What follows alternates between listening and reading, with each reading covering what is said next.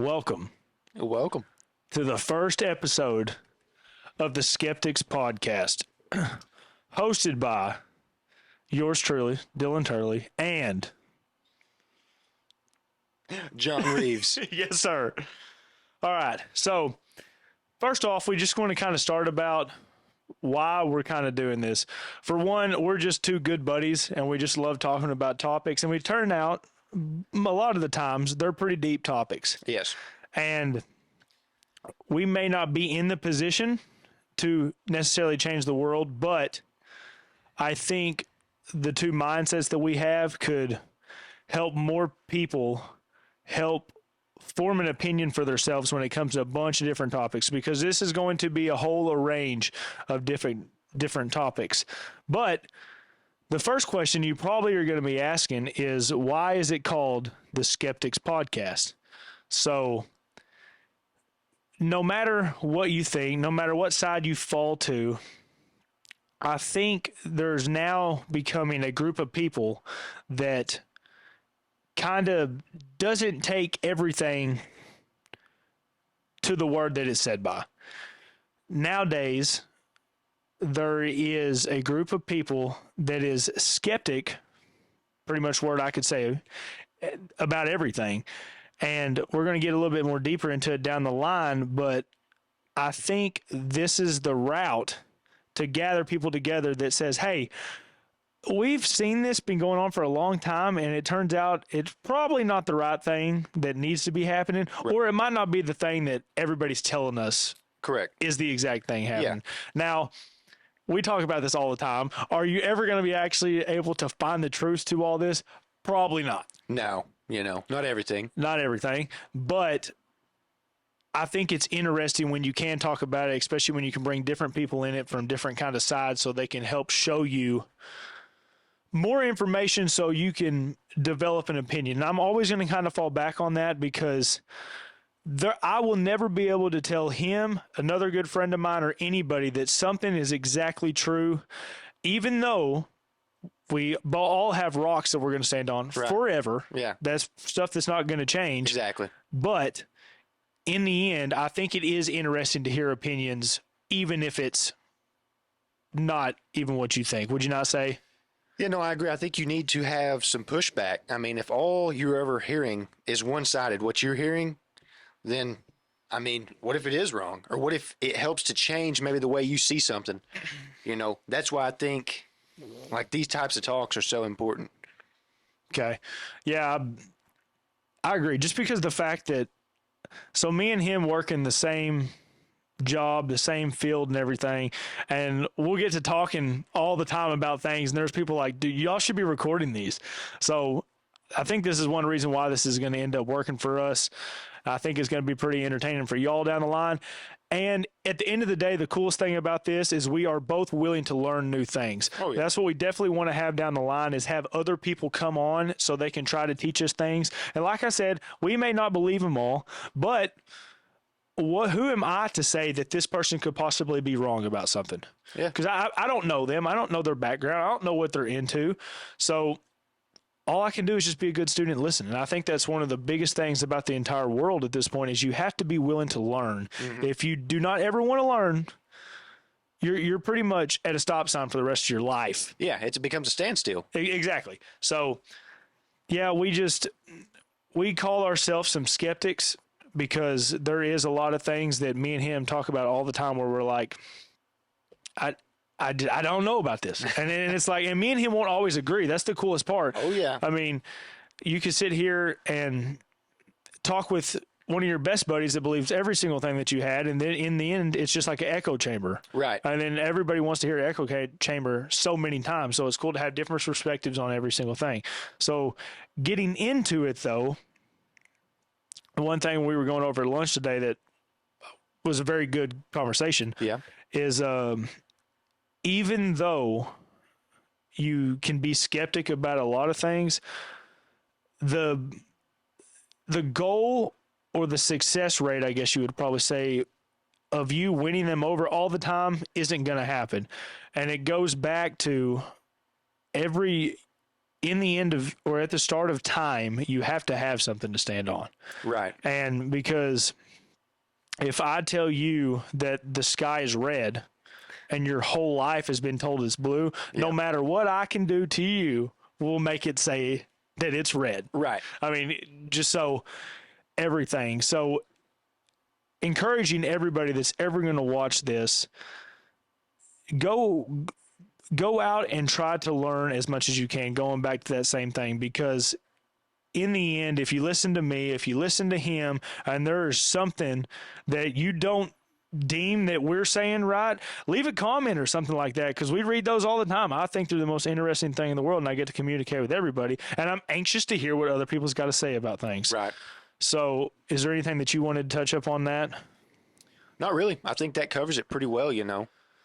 Because there's a lot of places you can go and a lot of things that you can go into that will help people understand a little bit more about a topic, even if you're not the person that's absolutely qualified to talk about that topic. Right. I think it's getting more like that as time goes by too. Yeah. I'm not saying there's not professionals for things anymore, but it's like going back to that, who's to say that guy can tell me what to do?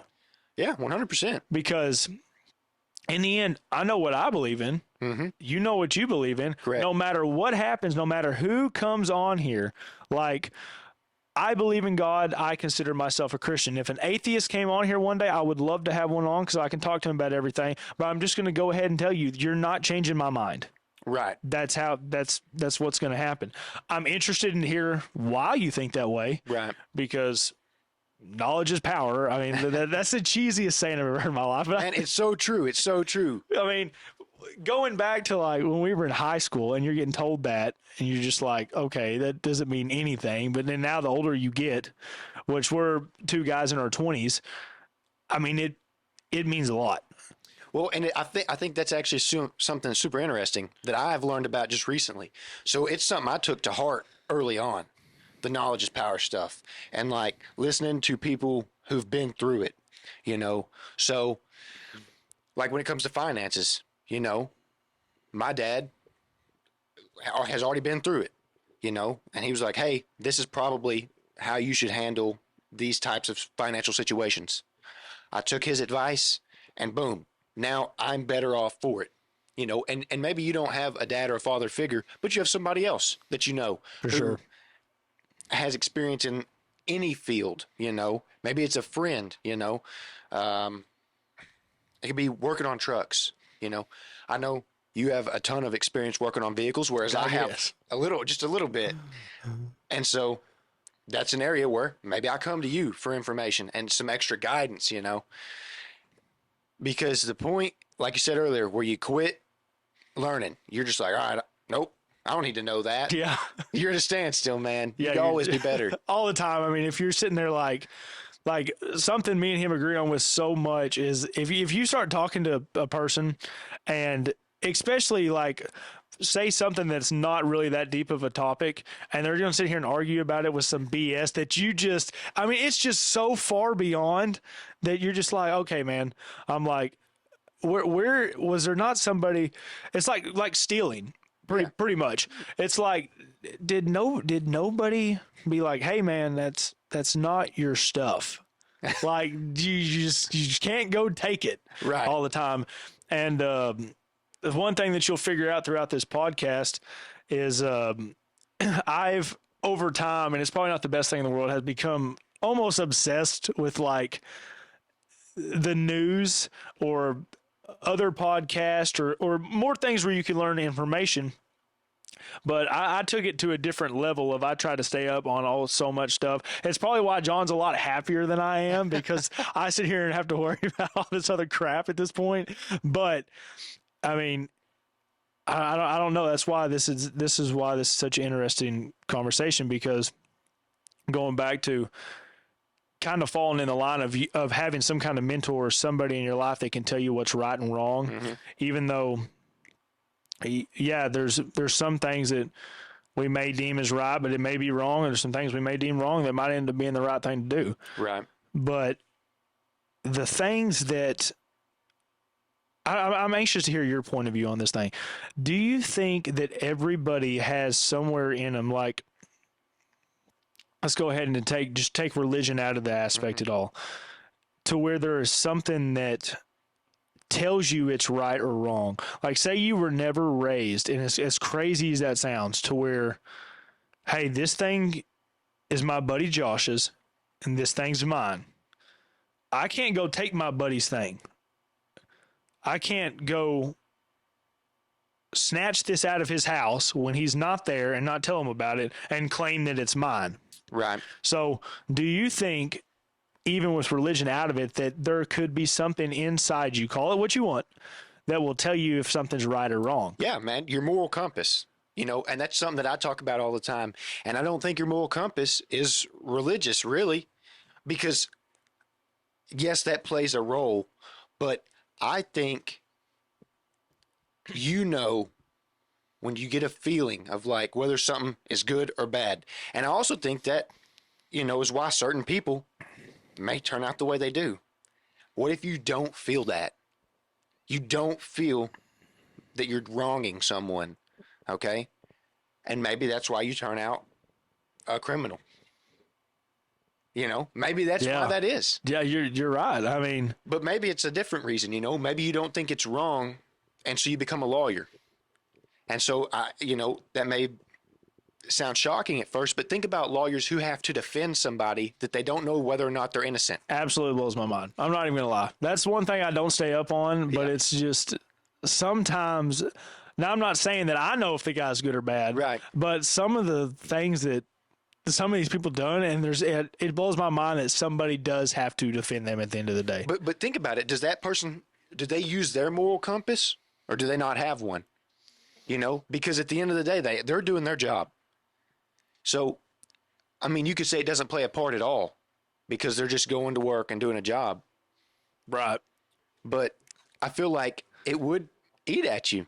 If you feel like, oh, I don't know, this guy probably did it. Right. But I've got to defend him and say he didn't. Man, that's crazy. Do you think that's wrong of them? Like, say I killed someone. Yeah. And deep down all the evidence and everything, I mean, is falling for it. Yeah. And you have to be my lawyer. Do you think that's bad on them for accepting it? Now, I just want to go ahead and make things clear. I have no idea how lawyer stuff works. Yeah, let me make that clear too. Yeah. I'm not sure either. So I'm not sure. I'd have to look at the legality of that. I don't know if they admit to you that it happened. I don't know how that works. Yeah, that's true. So does that change things, or do you still have to defend that person? I don't know. That's why hopefully we have a lawyer on here one day. He can help us tell how to do this. Because it would be hard for me. Yeah. I mean, if I was somebody that was a very successful lawyer, I've got a bunch of wins, I guess, if you wanted to call them, under my book. Right. So then all of a sudden some guy comes up and he's like, hey, man, I did so on and so on and so on. And that's not something that I deem to be a good thing. Right. But they're like, I need a lawyer. So I don't know how that works. But I would pray that anybody that had to be a lawyer for somebody that's done something bad, that I hope in the end at least you made peace with it, because that would be very tough if, say you got with some guy that was a murderer. Yeah. And you won. Mm-hmm. So he's like off the chain at this point. Yeah. Like he's like, I'm ready to roll. Yeah. So then you're like, and then heaven forbid something else happens after that. I mean, you that's tough. So I don't know. I guess that might be the good point you made right there, is you have to live with it. So, I guess handle it how you're going to handle it. If you think it's wrong, and so maybe you do a bad job as a lawyer, and he goes to jail. I mean, I've never thought about that, honestly. I mean, you could just be like, hey, sorry about that, but my papers got lost by my Corvette or in the garage or something. Not even like that. I mean, like, let's say, okay, that they stole some stuff. Okay. All right. And they got a figure on camera, Nice. right? I mean, you could be like, oh, well, that's not the same. The person in this footage is in the same height as my defendant, you know? Or you could be like, you don't even bring that up. You'd be like, well, just looks like a shadow figure to me. yeah, he's like, looks a little blurry. Yeah, it looks a little blurry. Crystal clear, you got the guy. So You look at a black and white tape and you're like, I see the problem. The color's gone. Like, yeah. I don't know why, but it's just black and white. Can't prove nothing. can't prove nothing. That right there is the way. I've never even thought about that. So I wonder if it does anything against you though. Like you think in the end. I mean, probably. I mean, imagine if you're supposed to be winning cases, Right. and you're losing them, And then like That's bad for everybody business. else is looking at you like, all right, I see what you're doing here. Yeah. Maybe you can get like a couple of handshakes off and then you're good to go after that. Just erase that one from the memory. Let's keep it out of here. But yeah, I've never even thought about that till now. But I mean, it's up to you how you play it. oh yeah, and what do you deem to be morally right and I guess morally wrong? I mean, of course, every case is different. Right. I mean, And like you're saying, like even the behind the door stuff, I mean, you hate that goes on, but at the same time, what are you going to do? I mean, it's happening anyways. A great analogy for that would be like me and you were playing Monopoly. You get up to go grab a bag of chips, and I steal $500 out the bank. that's right. You steal $500 out of my real wallet. Yeah. You're like, okay, I see you. Not a game no more. I wouldn't know until the game was over. Yeah. Because why would I check my wallet? Exactly. We're playing with fake money. That's a good point, though. I mean, So you don't Yeah. know what you don't know, and yeah, I mean, I'm sure it happens. I mean, yeah, there's a bunch of cases I'm sure that me and you've both looked at and been like, that guy might have done something. I mean, he looks pretty rough. right. He's got the teardrop thing going by his eyeball. I'm pretty sure that means death or something in some world. So I guess just let him off the hook. Nowadays it's nuts. Like you can be in California and still like under $1,000. Yeah. And they won't even take you to jail. Like you just get out the get out jail free card in real life. What we're going back to is the whole world's made a monopoly at this point. Yeah. I mean, it's just who's in charge of the whole game. Yeah. That's the Who's real running thing. the board? Who's running the board right now? Yeah. Because there's a lot of people that's probably skipping the old jail card somehow. But yeah, that was that blows my mind about the stealing thing. Yeah, and I mean, do you turn a blind eye or do you try to help? You know what I mean? Okay, this is awesome that we got into this, and we're just kind of spitballing right now because we had a couple things that we just want to introduce about the podcast, but this is why it goes so good as we start spitballing about things. But this has to be a story that has to be told to the world, and you know what I'm about to talk about. I think so. About the stealing thing. Yeah. Okay, so we live in Arkansas, by the way. We don't get much snow. It does get cold here, but it normally just gets wet, and it started snowing outside, and me and him are not the kind of guys that's really afraid of snow. Also, mind you, he drives a Tundra that's absolutely decked out, and I drive a Tacoma that's built for overlanding. So we don't really have the snow problem. Anyways, getting to the story, we were working, and it was snowing outside, and we had to go drop off packages for the place that we work at. So during this time, we have a dually that we work out of for a delivery vehicle that needed some Anti-gel stuff Yes. that you put in the diesel. And we went and dropped a package off, and we went to our local O'Reilly's while it's snowing outside, mind you. And we walk in, and it was like a scene out of like the California flicks. Yeah. It from our perspective of two just normal guys walking into the AutoZone Yeah. store, whatever, and there is people running around in this place. From our view, looked like maniacs. Yeah.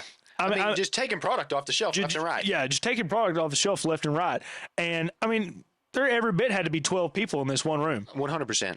And some of them with ski masks, which was there were people wearing ski masks. There was people wearing ski masks. Yeah, it's snowing outside, okay, but I mean, you're inside and it was warm in there.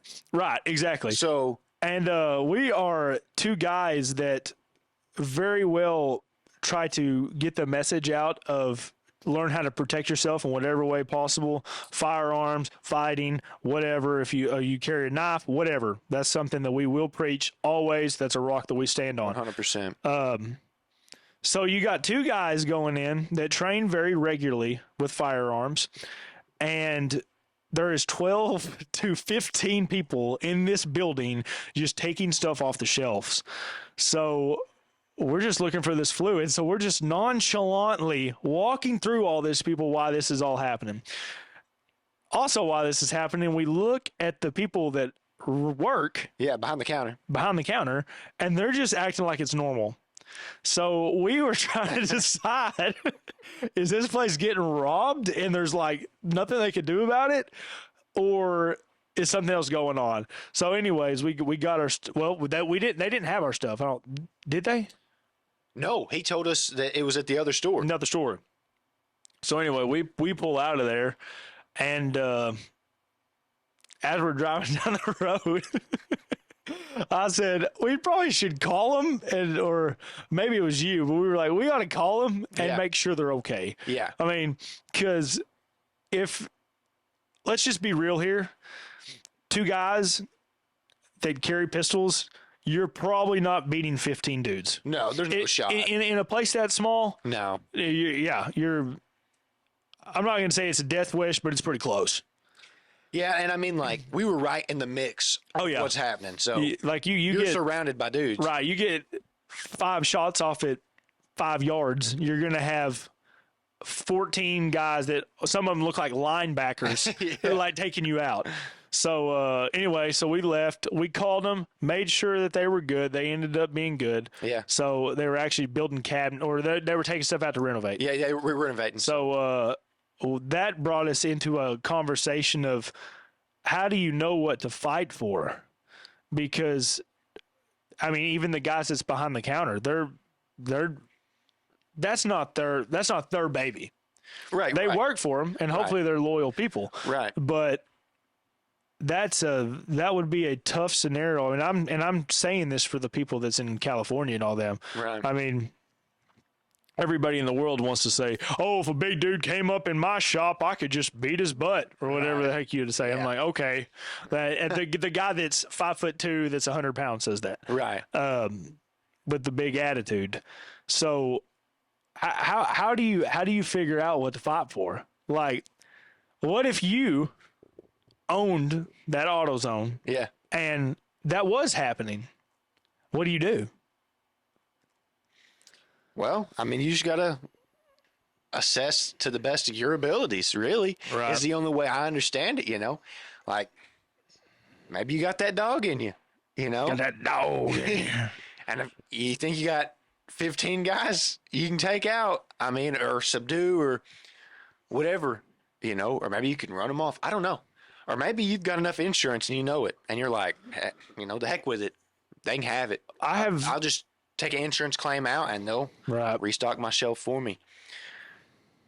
I have the biggest problem, and we talk about this all the time, that it aggravates me that people will do that. And what aggravates me even more is when other people don't react.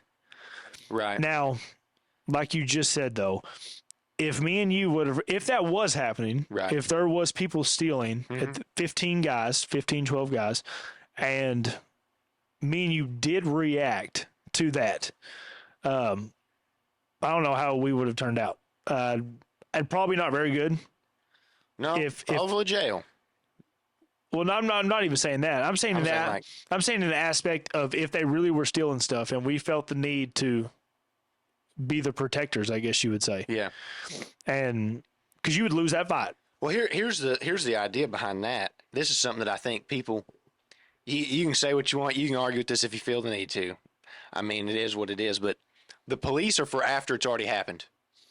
Right, I agree. I mean, you can say whatever you want, but when you call them and they're 15 minutes away, 15 minutes is a long time. A long time, baby. So they're for the aftermath. Yep. I mean, you definitely have to assess the situation because there's some situations like I don't know if recently if you've seen that video of that guy going in like that Apple store. I think it was in New York, and he's yanking phones off of the thing. Now, I think somebody did clarify to me that the phones you can't use them, especially the ones that's sitting in the front. just demo models. Pretty much. But even putting that aside, if I would hope that if one guy was trying to do that and there was at least 4 people in there, that somebody would react. Something that made me really, really happy in the last, the stopping made me happy.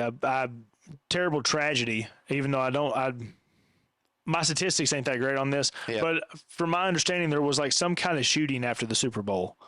Did you read something about that? I've heard about it. I didn't read up on it. I don't know if anybody actually ended up passing away down the line. I hope they didn't. I pray they didn't. But one thing that was awesome, I don't know if you saw this, is like 4 or 5 guys tackled one of the shooters. No firearms, nothing. Just tackled the dude. Nice. Now, I don't even think that dude got any shots off to everybody. Those 5, 6 guys, however many guys it was, I don't necessarily know, saved thousands of people's lives with no firearm. Yeah. Like it or knife or anything. Oh, I think that's best case scenario. Really? Yeah, but I would, me personally, I would like to see more of that happen. Like I think about that one guy that was ripping out of the iPhone store. Like one guy has got his hands full of a bunch of iPhones, so he clearly can't defend himself that well. Right. Now, yes, you don't know what he has on him. He might have some kind of weapon, some knife, shank, whatever the heck you want to call it. But, I mean, one guy with all his hands full, I would hope somebody could try to stop him. Yeah. It's tough because... Well, and also, just like we were saying a second ago, I mean, when we were in the local auto parts store, think about... like, we assessed the situation. Everyone in there was calm. Right. Nobody seemed out of place or in distress. So it wasn't until we got outside that we made a discussion about what to do. I mean, if you walk in there and the guy behind the counter is sweating bullets, then maybe it's a different story. But if everybody's cool, calm, collected, it's just, hey, how's it going? You know, this is your local auto parts store. You know, literally, they acted like nothing was wrong. Yeah, that's a part that I think we're overlooking on every scenario is you have to be aware of everything. Right. Because I think one of the things that we did as soon as we got out of there was like, okay, if they're taking all this stuff, where are they going to put it? Remember? Right. Yeah. We were like, there was 2 F-150s. There was 2 F-150s. It was snowing outside. Yeah. Were they I can't remember where they weren't auto zones trucks. I don't think so. No. So and they had a lot of stuff. Like at one point they were putting batteries on a pallet. Yeah, I seen at least 2 pallets stacked with batteries. You're not loading all of that into just 1 or 2 trucks. So we ended up making the call in the end, but in the midst of the thing going on, you just look around. I encourage that for everybody. Yeah. Like, I can't remember. This was a long time ago, and I'm sure people here know who Sean Ryan is. Mm-hmm. But he had a video. I think it was him. Maybe I'm wrong. I think Mike Glover was maybe in it too, where they went to Walmart, and they just brought a group of people with them to Walmart, and they said, I want you to walk around this parking lot and come back to me and tell me 10 vehicles you think there's a gun in. Yeah. And they were all like, what? And he was like, yeah, just go walk around.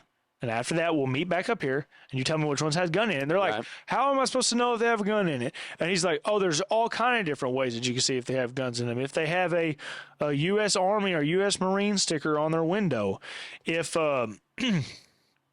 their license plate is a National Guard license plate. Right. If there is if they got a bunch of stickers on the back where they got a bunch of kids, I would say that the percentage is probably a little bit higher so they can protect their family. So anyway, there was a bunch of these things, but in the end of the day, you have to be alert on everything. Right. Like, I'm not saying you can't chill out, but know the spot before you chill out. Right. Like, Yeah. So, I mean, we're talking a little bit about just being spatially aware, and thinking through what's going on. Here's a perfect example. I was actually staying up with my sibling just for about a month, and I had to pick up some stuff from the store on my way to the house.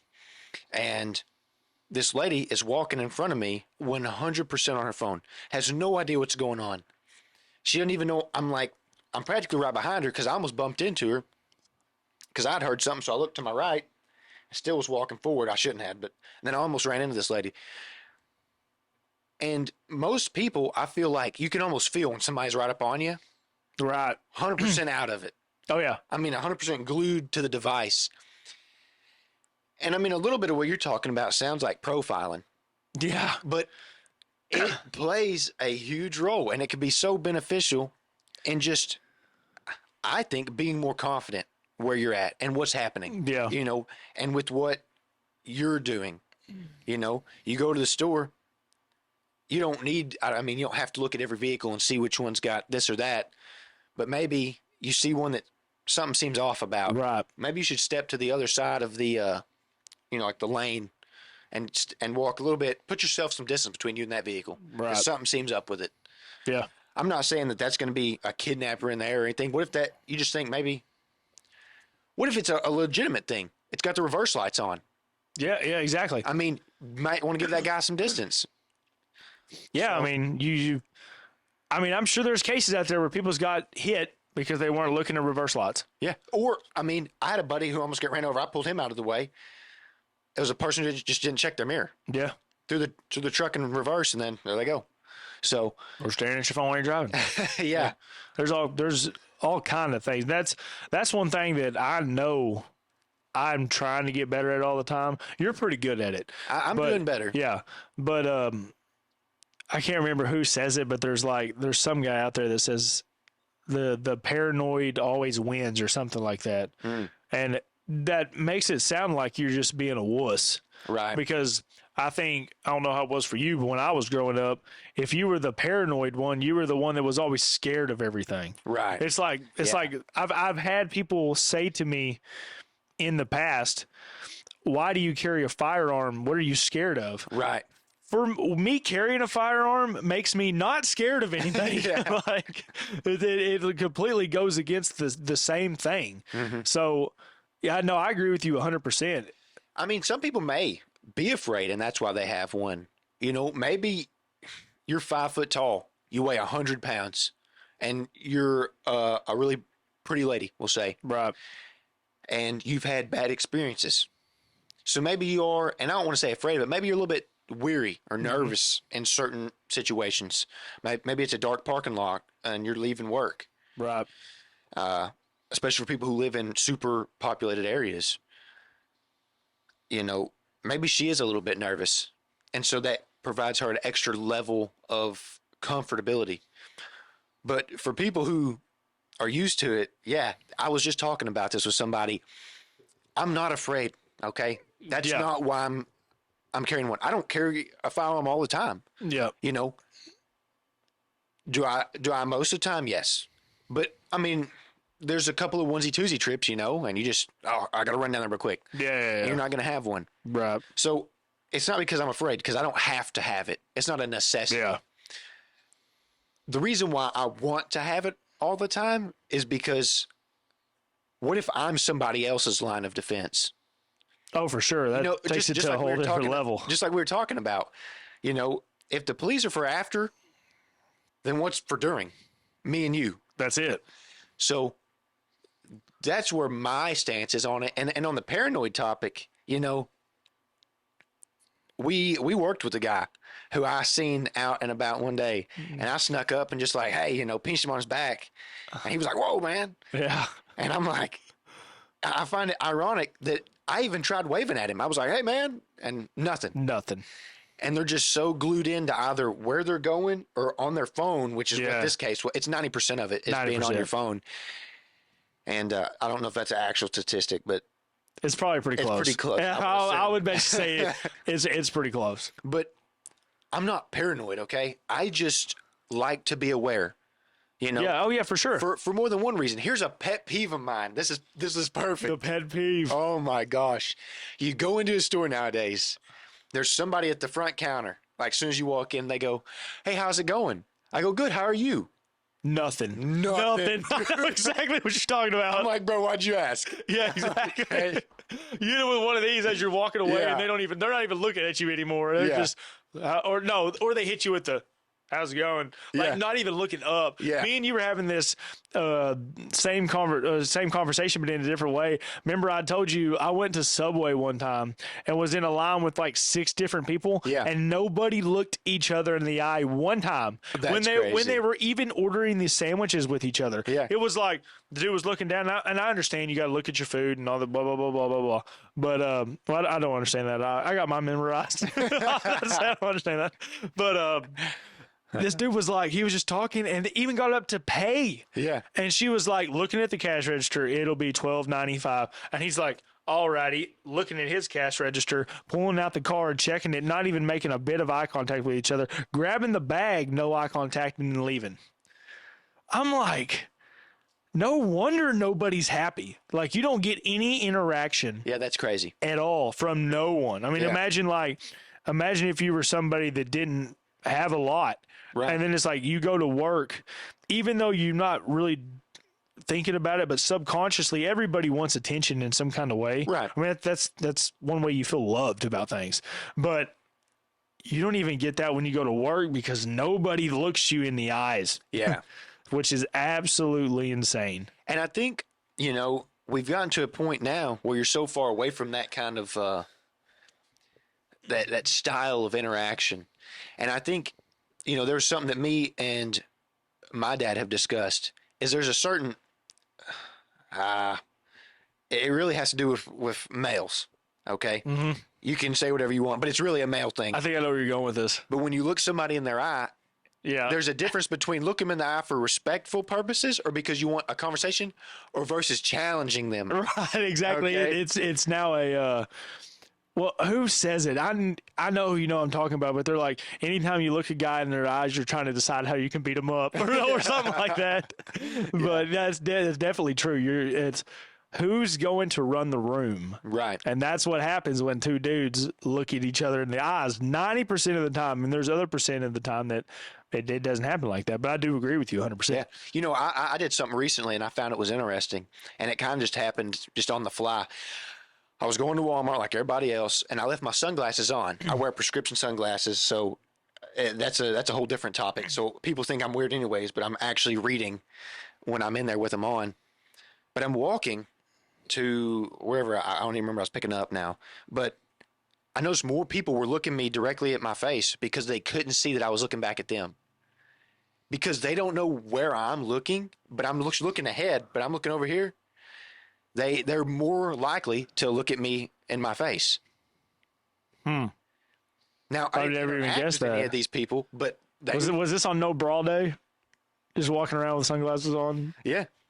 That's what Mark Norman says. Oh yeah. He always wears his sunglasses on days where girls don't wear bras. He says nobody ever knows where I'm looking. He goes, am I just being cool or being a creep? Either one.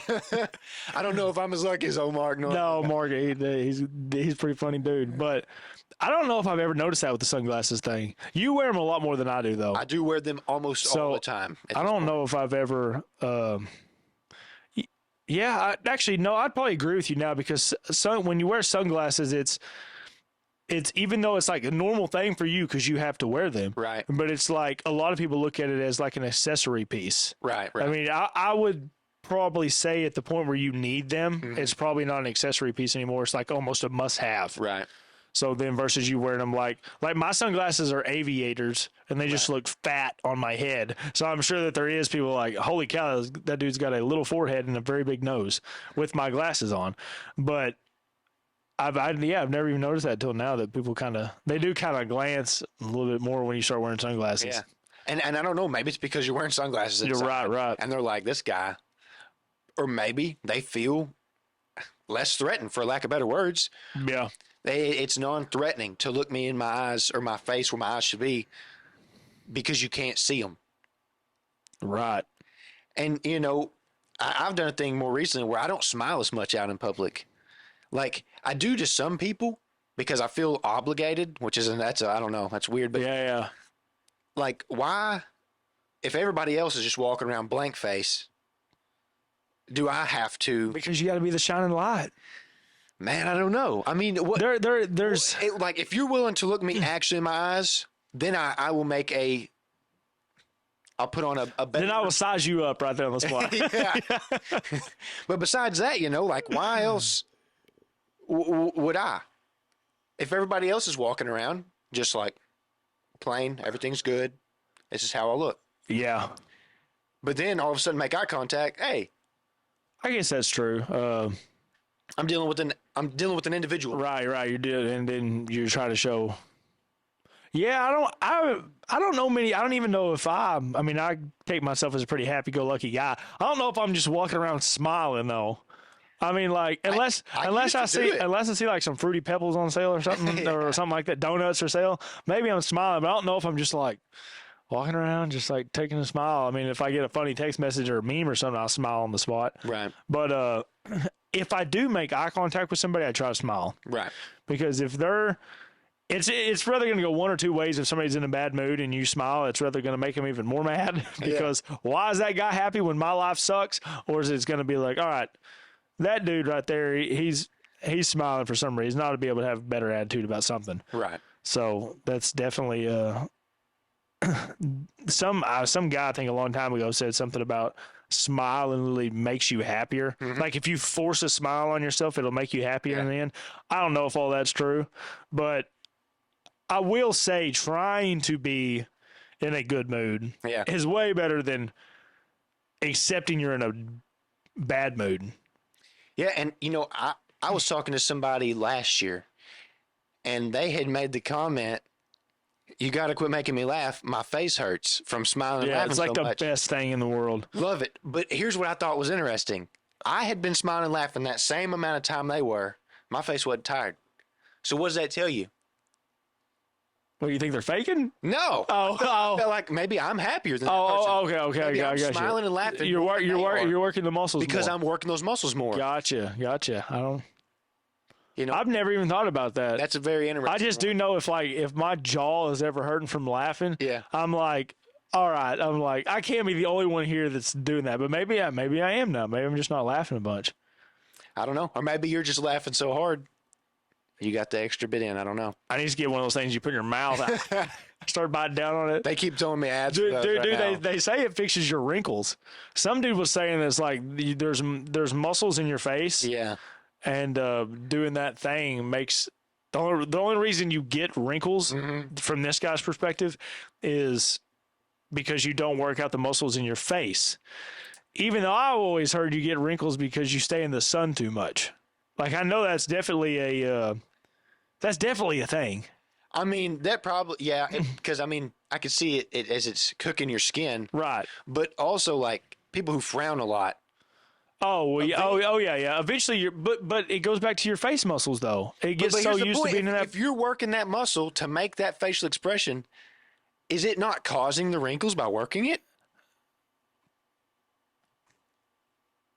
I think it's causing the wrinkles from the sunlight hitting the face. I don't think it's just the thing, but because one of the two's right. It takes more muscles to frown than it does to smile, or is it the opposite way? There's one of them that's like that. I don't know. I want to say it takes more muscles to frown because the dude that was talking about it was like, "What are you doing out here frowning all the time? It takes more muscles to do that than it is smile." Wait a second. Who said this? I don't know.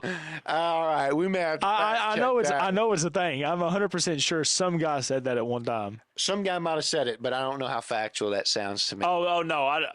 What if it's the same muscles? I'm going with wrinkles are mostly on your face because of sunlight. I could agree to that.